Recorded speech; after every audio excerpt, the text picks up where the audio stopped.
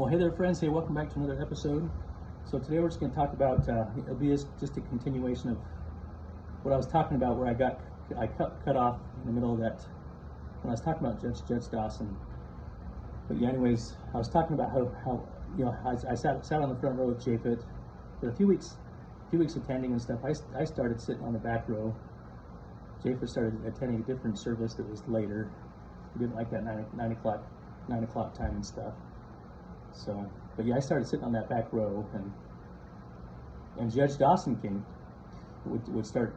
There was a few weeks there where he was sitting on that back row with me, and which was just mind bewildering to me, because normally you'd be hostile towards a person like that, and you have a little bit of resentment, anger towards him and stuff. But it really forced me to take on a different perspective and to think about it. Think about his perspective and his situation. There often judges have to enforce laws knowing full well that they're going to cause breakup and disintegration of families and relationships and stuff like that. But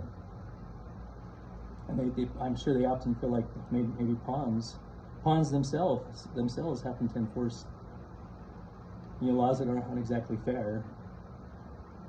One being, for instance, you can get a domestic violence charge for.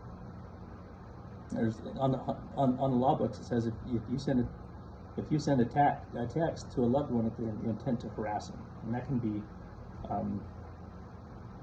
interpreted so many different ways. you send a laughing emoji to a loved one. They could interpret that as harassment, and your life is ruined. Something like that. Wearing that, having to take on that stigma and stereotype of being a person with domestic violence label on you, and they have to enforce laws like that. It's kind of it becomes kind of a caste system for those individuals. It ruins their ability to get good jobs. They always have to take that label with them and stuff. And ruins livelihoods and just ruins families, guys. And but yeah, just really grateful for that experience.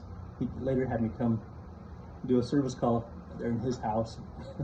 That was just a real easy one, just to hoist a big earthen vessel, just a plant vessel or vase, off of the shelf, shelf right there near the ceiling. I had to hoist that down for him.